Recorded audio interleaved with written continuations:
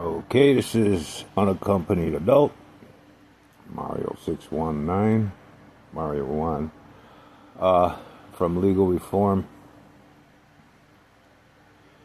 Oh, wow. I wanted to talk to you about professional procrastination, billable items.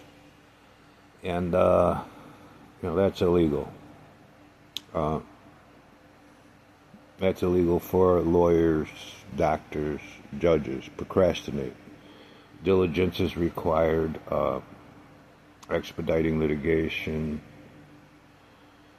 So much is required. Okay. So I've been going over with you a lot about the law, quite a bit, and a lot of things that aren't being done. Basically, I'm breaking the code of silence, pulling a serpico, ratting out all your public servants, not just the police, And Serpico, Frank Serpico, great man of honor, a man of courage, a man that fulfilled the oath, lived up to it. And they called him a rat. Nowadays we call them whistleblowers. And they have whistleblower protection. Because, when you blow the whistle on higher ups, for foul deeds, misappropriation, fraud, conspiracy to commit fraud. When they blow the whistle, their higher-ups fire them, come after them, which is ridiculous because in the oath of public service, it says all public servants, regardless of rank and file, must report abuse, fraud, waste, so they're doing their job, reporting the higher-ups, and they're the ones that get hunted down. But I want to talk to you about medical issues. I'm not feeling so well, so on Facebook I started at Legal Reform, and I wanted to take it public. It was for me and my siblings, because I wanted to explain a lot of things to them. They like to assume they know what happened to me in court, so I gave them everything, transcripts, hospital reports, police reports, etc., proving it was a conspiracy against rights under the color of law. But they lack the understanding of the law that I do. And thank God for the internet. I found out how to use it and find what I was looking for, what was in my head. So I took people through a ride in my mind, but on the internet. And as you can see, I have a lot to talk about when it comes to the law, but my medical issues is just because they're untreated. I'm not feeling so well. I fell from 209 pounds. I just checked. I weighed 168.9. I'm not... the last time I went through this, a few years back, they called the family in to say goodbye. The people I wanted there weren't there, and the people I didn't want there were there. I don't want that this time. But anyways, I think it's because of the conditions I have to live with, the health conditions. I've been complaining to the landlord about the black mold. It's from multiple water leaks, throughout the years,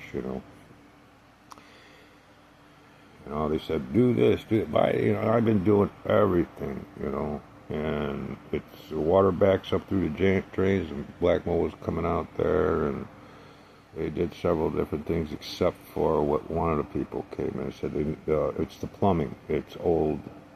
It needs to be replaced, incoming and outgoing. And the landlord tried to explain to me, I understand the building's old. But no, legally, in disclosure law, that's why they sold the building, because I kept demanding they make these mandatory repairs because there's structural damage. It caused electrical problems. A lot of my electrical devices burnt out. Sometimes a socket will work and it'll just go out, and I had to use an extension cord for my refrigerator a few times. I did a video the last time. Right now it's I don't think, last time I was in the hospital I went from 240 to 180. And I fell to 180, and that was after the third time in the hospital consecutively in ICU, within a matter of maybe 10 days. And each time they sent me home, and the only thing they did was have me in ICU under observation. And I demanded a fan. I wanted some ice to put in my mouth to cool my body temperature down. The migraines were literally, my body was on fire, sweat pouring from every pore. My body was soaked in sweat, my face soaked in tears, and they told me I didn't need it. And I asked them if they could shut off the lights because the lights were hurting my eyes. And they did nothing. They just kept me in ICU. So I demanded to go home. And then I wound up throwing up, and that massive evacuation of my bowels. I wound up in ICU again shortly after I got out. And they did the same thing. And a third time, I was in ICU. They forgot to give me some medication. People took me back to the hospital to get it. The nurse was yelling because I didn't go to emergency because my vision was nearly gone. All I could see were shadows, shades of gray. She started yelling at me, how come I didn't go to the emergency? And luckily enough, somebody put a chair under me before I fell back. And I started vomiting, projectile vomiting. They took me to ICU. Yeah. And they said they have to do CT, MRIs, and other things. They didn't know what it was. They said it could be a blood clot, tumor, brain bleed. I couldn't hear it too well, but they didn't do any of that. They called the family and they say goodbye. Not pleasant. But I'm not going to lie to you, I was in so much pain. I was begging to die. I was praying to the Almighty to bring me home.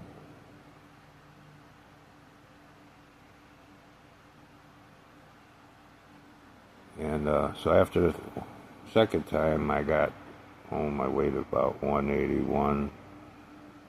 After I got home from the hospital the third time.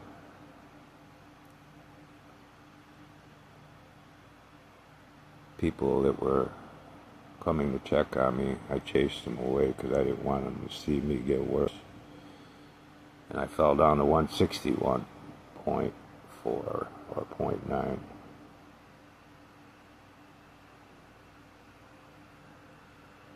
So I was doing my best to work out, get some muscle back. I couldn't work my legs, but the doctors, I had two doctors, one fixed my knees and one fixed my wrist.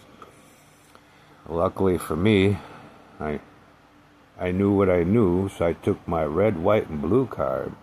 I went to the specialist, an ortho specialist, and I told them I needed to get my knees fixed. They said they'll give me an appointment to see the doctor. I said, great, okay, now give me set me up for the MRIs. You do that in-house, right? They said, yes. But first you got to see the doctor. I said, no, I'm here to get my knees fixed. I know I have to see the doctor, but okay, I won't be able to see the doctor right away. How quick can we do the MRIs? I said, you can schedule that before I see the doctor. She said, yes. I said, well, let's do that. That way when I see the doctor, he gets the MRIs. She says, well, that's not the way we do things. I says, yes, I know, but, I've been through this before. I don't want to drag this out. So let's just do the MRIs, the doctor, and then when I see the doctor, he can give me my options. And I just want my knees fixed. I've been going through this for far too long. which was over 10 years. So they scheduled me for the MRIs, seen the doctor. He said I could fix that. He offered me my options, shots. I said no. Therapies and pills, and I was like, no. I says, I says, if you operate, will it stop the noise, the snap, crackles, and the pops? He said, yes. And I said, will it stop my knees swelling up like balloons? He said, well, yeah. And I said, well, eliminate the pain. He said, not entirely, but for the most part. And I said, well, let's just do that. Okay? I don't want to do shots. I've been through that before, and I says, they hurt a lot. He says, yeah, well, I says, I'm not talking about just getting the shot, the after effects. My joints swelled up, and they hurt, and it made it harder for me to move. And in my medical history, I blew up from some medication they gave me called naproxen. It's supposed to be an anti-inflammatory, but made me look like the Michelin Man. So they told me to stop taking that. So, the doctor, I talked to him about that. So he scheduled me for the operation. And I woke up, and as I woke up, he came in. I was all smiles, and he says, you look good. I said, yeah, and I was very thankful. Thank you. He said, what? I said, do you still feel pain? I said, yeah. He says, we said something. I says, but you know what? It's a lot less pain than before you did this. And he just smiled. I says, I feel great. Granted, I still had to get the other knee done, and my ankles and my hips and a few other things. But just delivering me from that pain, just from that one knee. So not all doctors are bad. This guy, he fixed both my knees within a month and a half, 2 months, and then I got my wrist fixed. Just as quick, fast, in a hurry, but carpal tunnels. I couldn't use my hands. I couldn't even hold a pen. I was dropping things all the time, and but when he fixed my hands, that gave me the ability to use my wheelchair. Oh, I grew some muscle with that. I lost a couple chins, But I think that was in part because I was getting sick from living here, dealing with this black mold. I checked my weight. I weigh 169. 3 weeks ago, I was 209. Maybe 4 weeks ago. Then I had to go to court Friday for eviction court. It was hard to talk because I fell and I hit my face, and this part was swollen. It was a gum infection. I fell down so many times. I broke so many teeth before I moved here. I had 7 pulled. They weren't replaced. So I didn't have the money. And since I've been here, I think I broke 6 more. And there's constant infections and my face swells up. So it was hard to talk at court Friday. And then I went to see somebody afterwards, and it was so painful. I was trying to hold it so you couldn't see it, holding my head down, but that brought so much pain, and the migraines were kicking in, and I could taste the blood in my mouth, and it made me want to throw up, and I was trying to fight that. It was so humid. My hip was hurting, and sometimes it gets so bad. Twice I got ejected from my wheelchair when my hip popped. I just flew out sideways. Good thing there were people around to pick me up and put me back in my wheelchair. Oh.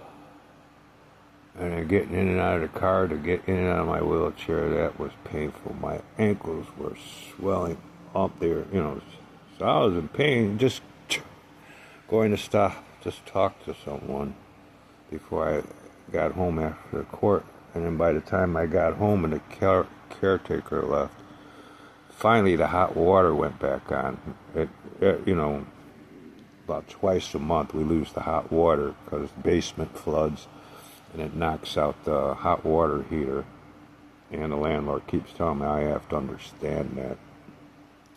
I talked to one of the other ones about putting in tankless water heaters and, file for a loan and get tax breaks and, et cetera, et cetera. It could work out, financially in the long run to his advantage. not immediately, but at the end of the year. And they didn't do anything because I talked to them about putting in a stand-up shower because I keep falling, getting in and out of the, tripping over the tub, trying to get out of the shower. That's how I broke most of my teeth here. And, but I don't think it's going to be too long. I don't think I got the strength in me to fight this again. So hopefully this eviction is a blessing in disguise. And if I get out of here, when I get out of here, not being around this black mold, and the front door needs to be replaced. I was watching TV, no lights on,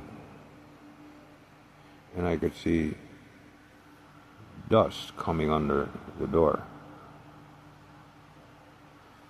I forgot to put the towel in front of it like the landlord told me when I said about problems with the door and do this and do that, put all this weather stripping and put a towel under it. Maybe if you have to put a blanket, during the winter it was cold. And so if I can find a place, I haven't found a place yet. So I'm putting everything in storage. I got a truck coming today, some people coming today, put everything in storage. And see how it goes from there.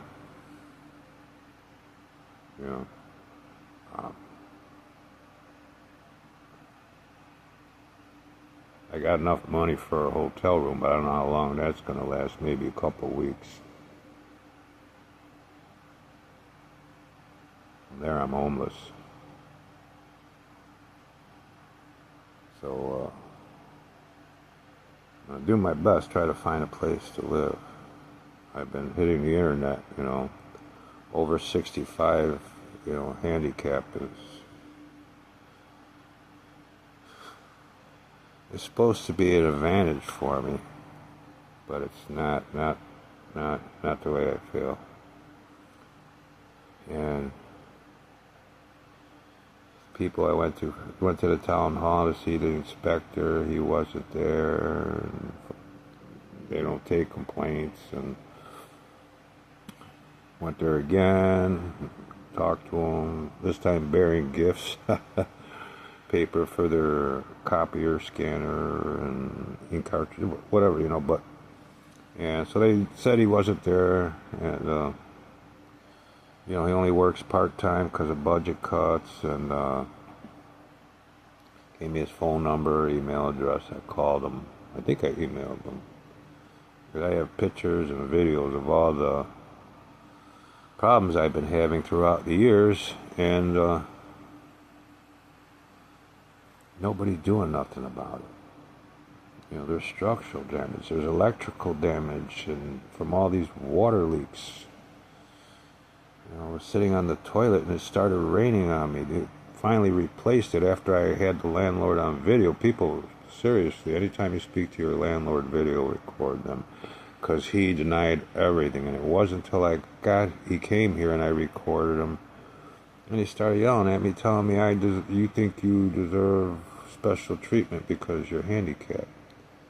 No, I just wanted him to do what was mandatory by law. It's in the disclosure law. When he bought the building, the owner who he bought it from was supposed to disclose anything that needed repairs, and they were supposed to schedule it and disclose that what was supposed to be repaired to the tenants, why, and then if they had to move or whatever, and if they had to move because of these repairs, the landlord's supposed to put them in hotels. And he said he didn't know nothing about that, and I told him, ignorance is no excuse in a court of law. He said, what? Yeah, it's a law. Ignorance of the law is, saying you didn't know. That's no excuse. He said, well, my lawyer didn't tell me. I said, well, that's between you and your lawyer. I said, when you bought the building, I said, you should have known. Nobody told you had to make these repairs. Nobody told you about disclosure and how you had to disclose this to all your tenants. And there's a lot of people here. And I said, let me talk to your lawyer. What I told the other tenants, or the landlords, because each person that bought the building, each time they bought it, they raised the rent. And I said, okay, first, listen, we got these plumbing problems. We got, the incoming water. It comes out orange from the rust. Black stuff comes out, from the faucets. And, it clogged up the screens, from the faucets. And the bathroom, it just shot out because it was completely clogged, the bathroom faucet. And I got a video where the guy came to replace the sink, and he had to replace everything. And when he turned on the water, it came out orange, dark orange, and then lighten up, and then black stuff started shooting out, and then it sticks to the sink. And it comes up out of the faucet, or the drain in the bathtub, and I showed him that, and I showed him the leaks in the ceiling, and how the paint was coming down and cracks, and he said they'll take pictures and whatever, and talk to the landlord. He didn't do any of that. And I talked to him about the front door. He said he let the landlord know, and then they sold the building. It's a crazy world out here, but it's just because when it comes to law, the legal system disregards all of it. When you step into a court of law, nobody plays by the rules. That's it. Nobody plays by the rules. The rules of professional conduct or the code of judicial conduct. Your lawyer not abiding by the rules of professional conduct, enforcing it, informing you about it, that's a lack of disclosure. That's deprivation of rights, And then the opposing party and the judge not reporting your attorney for ineffective assistance of counsel, because reporting misconduct is mandatory. So their failure to report your attorney for misconduct, ineffective assistance of counsel, created conspiracy against rights under the color of law, because it's mandatory to report misconduct. Failure to report misconduct is misconduct. And the only reason they do it is because nobody plays by the rules of professional conduct and the code of judicial conduct. And in both the rules and the codes, it tells you if any lawyer or judge is aware of any misconduct, it's their legal obligation to report that misconduct. If any lawyer or judge knows any other lawyer or judge, and they don't even have to be participating in the case to report that misconduct, it's mandatory. And that's how I know about all this misconduct going all around. I watch a lot of videos on YouTube. I used to watch Court TV. I started studying law at a very young age. When I read the Constitution when I was 10, I was like, oh, that ain't happening. Especially that part about the rule of law. It says, well, we are endowed by our Creator with certain inalienable rights, and amongst these are life, liberty, and pursuit of happiness. And I've been pursuing that my life, my entire life.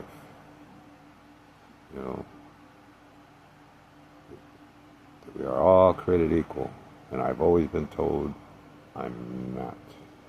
When it comes to employment, especially the courts, affirmative action didn't do anything for me outside of get me the token minority position. And you had to work harder, longer, do more, and get paid less. I was a union once, and I took advantage of that entirely, not working there, because my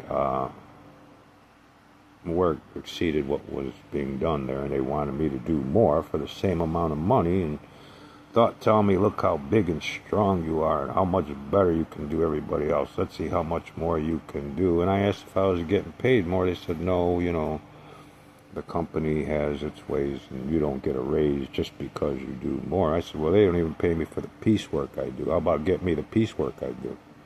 Well, there's a limit on how many hours of piecework you can earn in a day. So why would I want to go above and beyond if nobody's going above and beyond to pay me? So they explained to me what the company needs from me. And I said, okay. And I didn't do it. I always went above quota. That can't be negated, I set a record, did 3 times the quota. I didn't get notification of that. They gave out the guy who set the record a plaque and money and other stuff. And when I broke his record, he did 1850. I did 2150. In 8 hours, and they inspected every bit of my work, and it was flawless. I was known to be, old school term was balls on. I always hit the mark. We had our tolerance levels plus or minus 25. I didn't like that. And I used to check my machine every hour. People would just check it when they would come in and do an inspection, just when they came in, and then again at the end of the day, and I did one at the minimum of one every hour, just to make sure I had my accuracy. And then they wound up firing me because I wouldn't put in that extra effort. I already broke records. I was still doing more than anybody else, but they wanted more. And I was using the union contract against them. And they started telling me, well, that's not how we interpret it. I said, that's violating the letter of the law. That's illegal. You can't do that. Well, you got to understand this is how we interpret it. And I said, I don't care how you interpret it. You got to do what's written, word for word, to the letter. And they had people in there, and even the union was in there, and they had people in there. And I said, you got any lawyer? Anybody here a lawyer? And they just looked at me. I said, you guys are familiar with the rules of professional conduct, am I correct? And nobody said nothing. I said, you are familiar with the penalties for violating the letter of law, aren't you? And nobody said nothing. But they still pursued the issue because my local wasn't standing behind me. They kept telling me, you got to understand how we interpret the contract. So I got in touch with the general manager, district manager, and she got into it. And then, the big guys got into it. And they had to shut down what they were doing to me because it violated the contract in every sense of the word. But the company moved to Mexico. Hendrickson Spring. It used to be on 48th and Western in Chicago. So, but you know how, hostile takeovers are, they get bigger profits when they send it to a country, that doesn't have unions and, regulations and, anytime I hear deregulation, I hear people are about to get, take it up the butt. The people that voted for them. And you're going to deregulate the regulations set, the standards set so things don't go wrong, like the public trust doctrine. Imagine if FDR and the New Deal hadn't set those regulations on how Wall Street were operated. New Deal got not just our country, but the world off its knees from its financial debt. So a lot's got to be said about the New Deal. But since then, there's been a lot of deregulation, and it's because of your public servants violating the basic obligations of public service. And that's highly unethical. You know what the penalties are for violating the basic obligations of public service? And not to mention the oath, violating the oath alone. Look up the oath of public service. I did videos on all this stuff. But either way, like I said, the medical field, I went to a neurologist about these migraines. All he did was a CT scan and expected me to be happy with medications, And, I resisted the medications because I was on so many different medications, pain medications, anti-inflammatories, and other stuff. Had me clogged up so bad I couldn't shit anymore. too many times waking up on the floor, my blood, sweat, and tears. Thought my heart was going to explode, my head was going to explode. And it's just because they wouldn't do it. And I gave them the hospital reports where the migraines started. The hospital reports were from Cermak Hospital and Cook County Hospital. And it shows my head swollen, my groin swollen, a whole lot of blunt force trauma. Basically, my body was black and blue. And my head was swollen. My left side of my head, I had a lot of hair then, but back then, I had a lot of hair. If I didn't, I would have looked like Quasimodo. I would have looked like that guy in Goonies. Hey, you guys! Yeah, oh man. I thought I wanted to die. They beat me for so long, knocked me out, brought me to by inflicting more pain, knocked me out again, brought me to inflicting more pain. And that was in Cook County Jail, and I was in handcuffs. They sent me to Cook County Hospital because they said they didn't have the facility, the right, equipment to sustain me. So they sent me to Cook County Hospital. I remember a nurse cleaning me up. I remember her wiping blood from my brow that was dripping down my head. Taking a big gauze and wiping my mouth. Blood was... It's hard to tell which coming out more of my nose or my mouth. My ear was bleeding.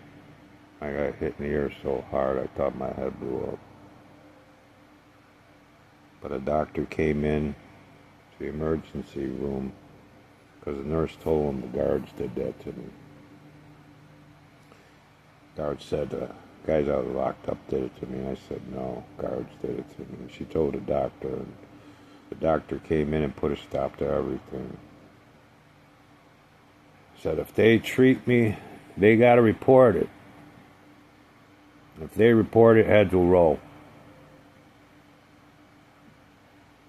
And I've been trying to get it on the record, report it, and doctors have ignored it, the ones I've talked to.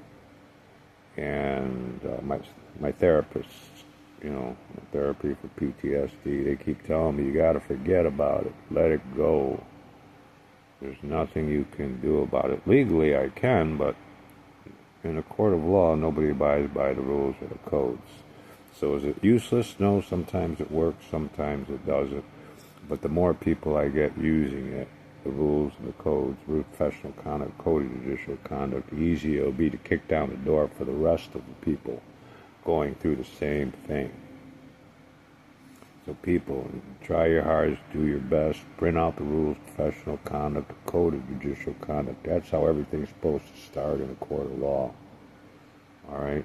That's how it's supposed to start. If it doesn't start that way, it won't end that way. That's deprivation of rights on everybody's behalf. Your attorney, the opposing party, and the judge, and nobody reporting any of that misconduct is misconduct, which creates a conspiracy against rights under the court of law. Same things the doctors do. Your lawyer procrastinates to create billable items. If you'll read the rule of professional conduct, you'll see there's a lot your lawyer does to you that they shouldn't, and a lot they should do that they don't. And the same goes with the code of judicial conduct. And the same goes with doctors. When I first went for my shoulder, the doctor accused me of coming there for drugs. I didn't want drugs. I was tired of pills.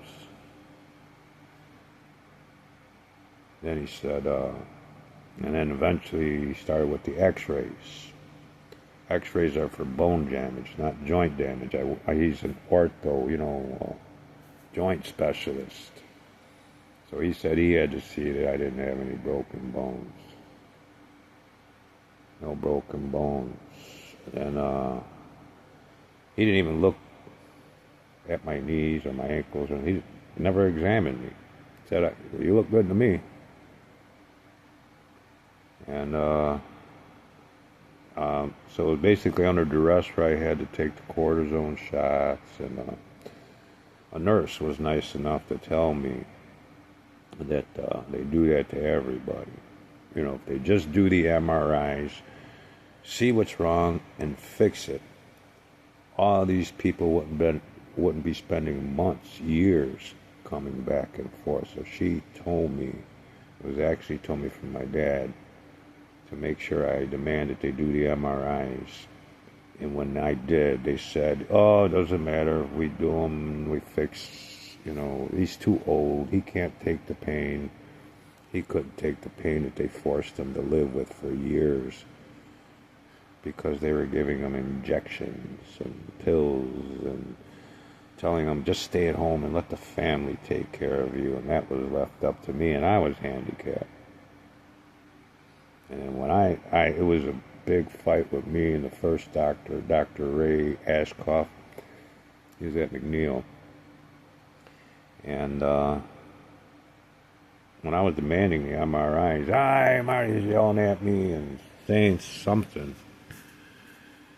So I caught him at an embarrassing moment. He was escorting me out, and as we reached the waiting room, there are other patients out there. I said, just give me a referral so I can get an MRI. He said, hey, Mario, I don't know what good that's going to do. I said, what kind of doctor are you? What do you mean you don't know what good that's going to do? I said, that's how you find out how damaged the joints are. You send me for x-rays? I said, x-rays don't show joint damage. I says, it's giving me radiation poisoning and something else. And he's, I said, what kind of doctor are you? So he starts stating his credentials. I went here, I went there, and I yelled, witch doctor. He said, oh, Mario, I'm trying to tell you. I said, no, I'm not asking a question. I'm making a statement. You're a witch doctor. What's next? Lighting some incense, some sage, dancing around in circles, talking in tongues, start waving around snakes. I said, you could have saved me all this trouble and money. I could have got that at home from my mom. You know, she does the voodoo shaman prayers, and she likes light incense and stuff. And she talks in tongues, too. You're not talking in tongues. Talk in tongues. You might be more believable. He's just looking at me, and people were just staring at me and staring at him. And I said, man, you put me, these shaman prayers. I says, you know what? My mom's got more than you can shake a snake at. And she got the snake to prove it. Well, it's a dead one, Because, when you do them shaman prayers with them snakes, they tend to bite. And people die from those bites. Snake bit my mom and it died. Probably put one of them voodoo hexes on it. La Candera, I think that's how you say it in Spanish. A bruja. Throwing a little Santeria around. Hey, I'm Catholic, I'm Christian, But that evolved just from reading the Bible. I learned before I started in school, and I forgot what grade it was, first or second grade. We didn't have prayer in school, public school. You had to go to what did they call that? Once a week, you got to leave school early and go to your local house of worship, and they would entertain your religious values. That didn't happen in school. Catechism, that's what it was called, catechism. And a lot of kids went because we got out of school early. But see, there was the walk down there, and you still had to spend the same amount of time that you missed at school, at the church. So you wound up getting out of the church later than you did school. But I didn't mind. I liked it. They had books, and they were always reading from this one. I didn't know what it was. Turned out to be the Bible, and they gave me one. They found out I could read and started telling me it's best understood when you read it yourself. And I did.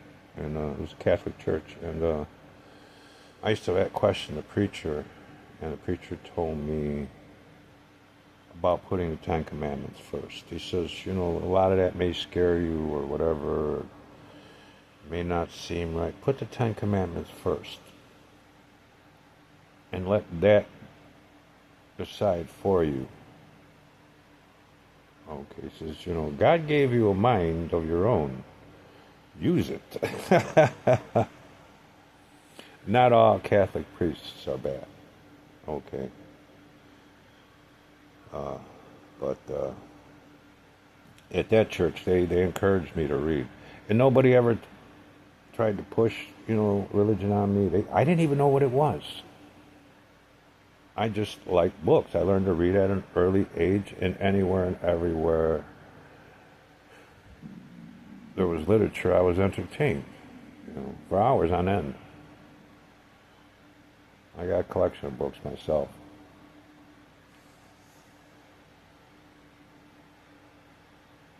But either way, there's a lot of things I like to talk to you about. I don't think I got that much more time. I don't think I could handle another 80-pound weight loss. Right now it's 209 to 160. That's only 30. In a couple weeks. I can't see too good. It took me about an hour or so pushing buttons on the phone.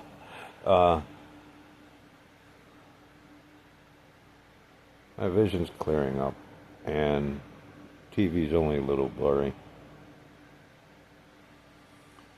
But like I said, be sure before you talk to a lawyer about anything, read the rule of professional conduct. Before you step in front of a court, in front of a judge in a court of law, read the Code of Judicial Conduct and take copies with you and review them with the court, the judges, and the lawyers, so that way everything goes by the book. And remember, hold them to the letter of the law.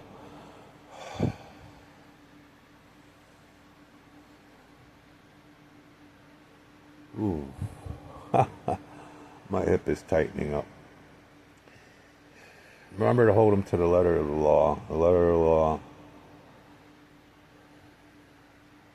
mandates that you have to do what's there, written word for word to the letter, so that in the spirit of the law, we all hear. We all see, say, and hear the same thing. So that one semi-illiterate can read and an illiterate can understand. All right? It's supposed to be easy to understand. It's just that when you go to court, they like to talk a language you don't understand. You can make demands on that. I did a video that all public servants are supposed to do what's in the public interest to maintain the public trust. Okay, so look it up on the net or watch my videos. There's a lot of things your public servants are supposed to be doing that they ain't. I don't know. I got about 400 on YouTube, almost as many on Facebook. And I'm not asking for money. I don't even like to show my face. I'm not trying to get popular. I'm trying to make things right. And I looked out for so many of you throughout my years. I'll continue until I can't anymore. It's hard to even talk. My gums hurt. Turn on the air conditioner to keep me cool. I had to shut it off just so I could talk to you, so otherwise it'd be too loud on the phone. But in a couple hours, go get the truck. Somebody coming here, and they're gonna take me to. I paid for it and got to show up, and they're gonna drive, and they're gonna load the truck, and after that, I haven't been given any offers yet. So that's why everything's going in storage. So at least if I wind up homeless, all my stuff will be secure until I find a place to live. And when I do, I'll get back to you. I'm going to keep going.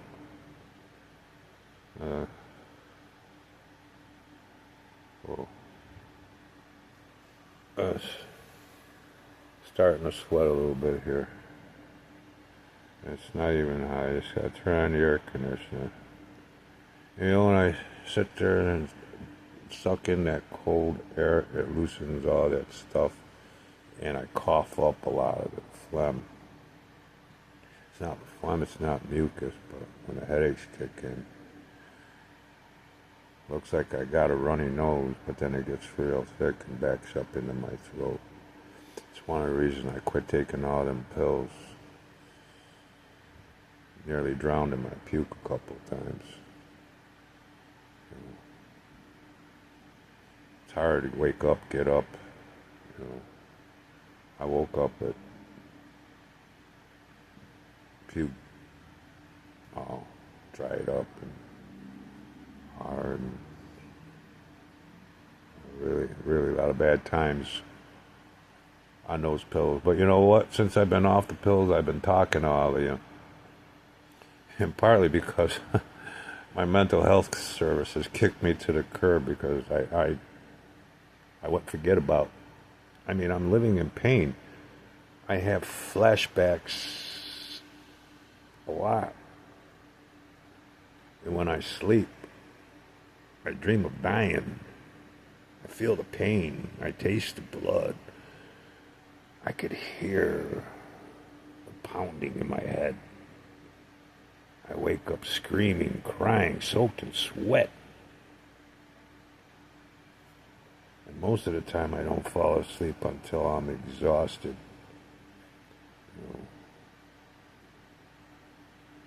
It's put a fear in me to go to sleep because of what I see, what I feel.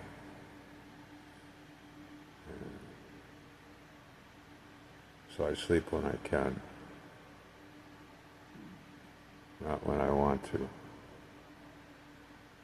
And it's been really hard sleeping with these electrical problems. Lights flickering, and sometimes I hear noises when I'm sleeping, and it jumps me up, and it makes me jump up, and there's nothing on.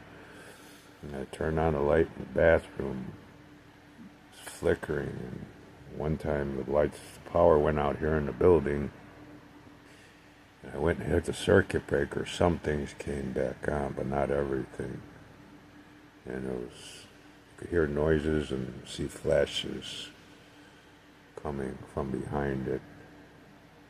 Scared the shit out of me. I wouldn't touch it again. Stove didn't work. It was only the stove that time. Landlord sent somebody out here, and he hit the circuit breaker and looked at me like I was stupid. I wasn't going to get shocked hitting that, flicking those switches again. And he's lucky he didn't. So there was probably a water leak that day and came down that wall. You could see a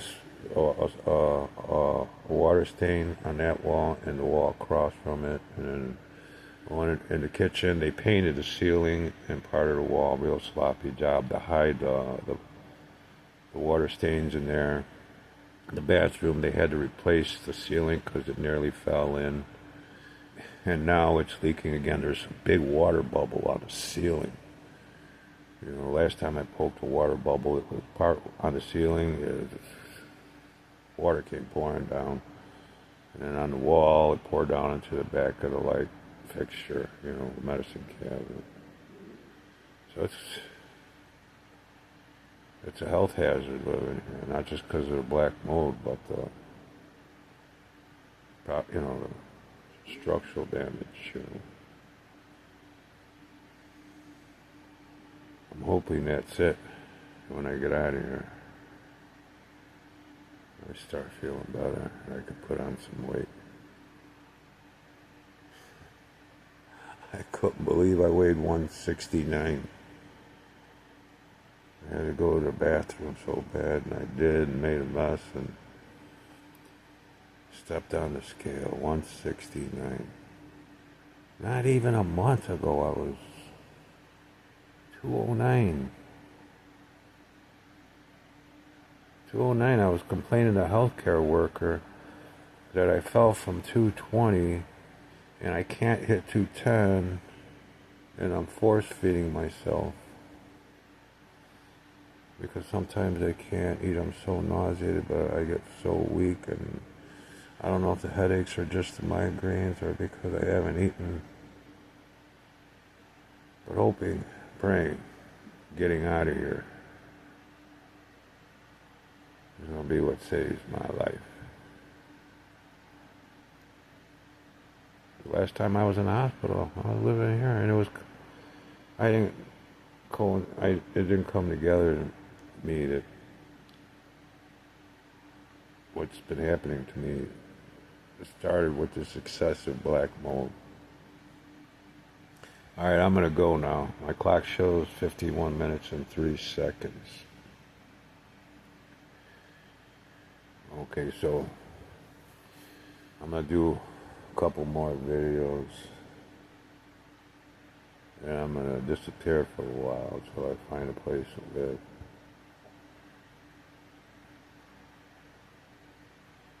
Oh, I got to find somebody.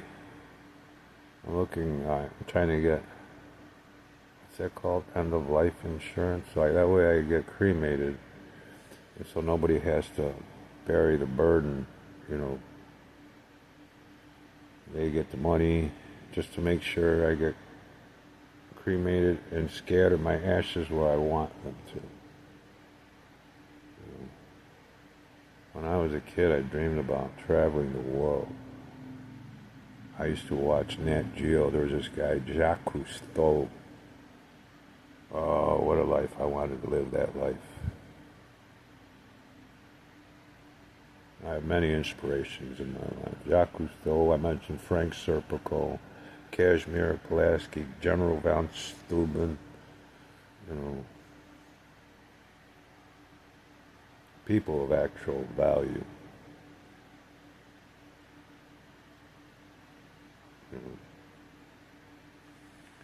Imagine how Pulaski would have felt. When he came here, he sent a message to General George Washington. I come to where freedom is being defended, to live for it, or die for it. And he died on the battlefield for the Declaration of Independence. And yet, that sole promise that we are endowed by our creators, that we are all created equal.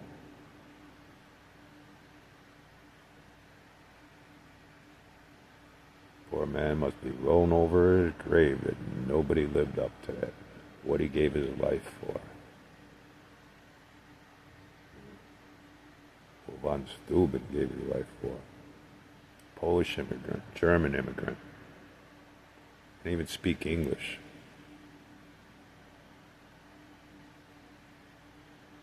When this country started, people came from around the world. They were actually exiles. In England, if you weren't Protestant, and a lot of their jails were filled with not Protestants. And it became a burden on the English government, financial burden. So they put them on some boats and shipped them across seas. And guess where they wound up at? I think it's called Plymouth Rock. That's where Castro got his idea when he emptied his prisons. They said they wanted out. The United States said, send them to us.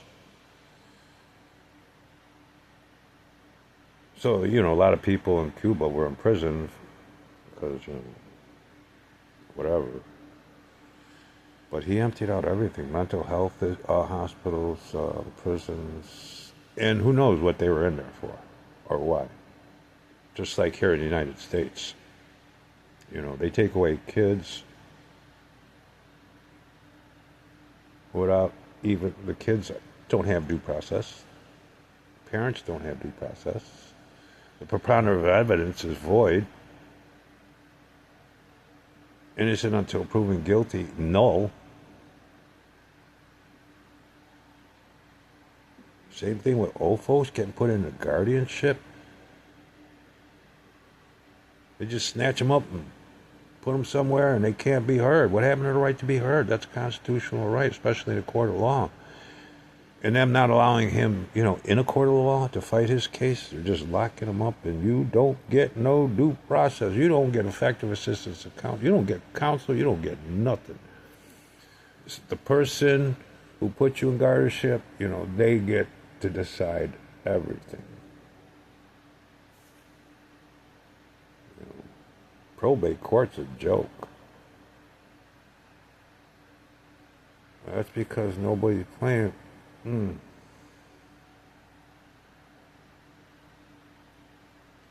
Nobody's playing by the rules of professional conduct or the codes of judicial conduct.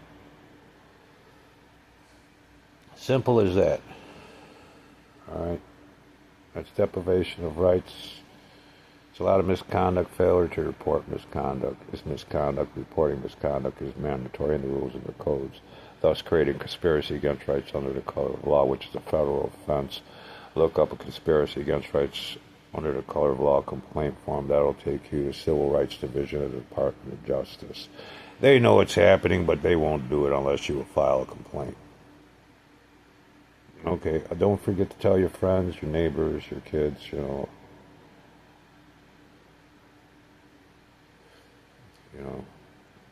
the only way you'll ever receive effective assistance of counsel if you pass the bar yourself. I learned that the hard way at the age of 17. And by the time I went to prison when I was 29, I knew. But they didn't care. They didn't care how much I knew. If you want to know how much I know, you'll go over all my videos, whether on YouTube, Facebook, TikTok, Instagram, or Threads. Some are on Reddit, some are on X. All right. You have a good night. May your Creator always be with you and rain many blessings. I wish you a long life and good health. Something that I've been deprived because of our legal system, medical system. My healthcare workers abandoned me. My doctors refused to go beyond a prescription. The legal system told me I'm less than.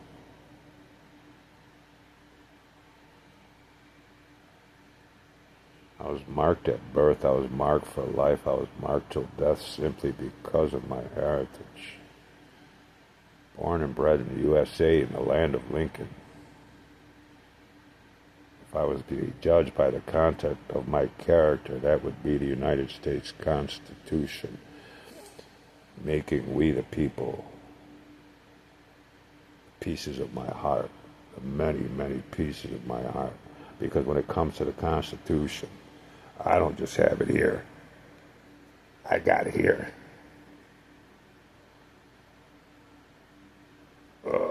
My allegiance is to the people. When I pledge allegiance, that allegiance wasn't to a politician, a political party, or Wall Street. It was to the people, my brethren, we the people. I took that pledge so many times I swore I'd live up to it, defend it, live and die for it. And I've been put to death. Nothing's going to do to change that. Therapy, pills. May your Creator always be with you and may rain blessings to your long life and good health.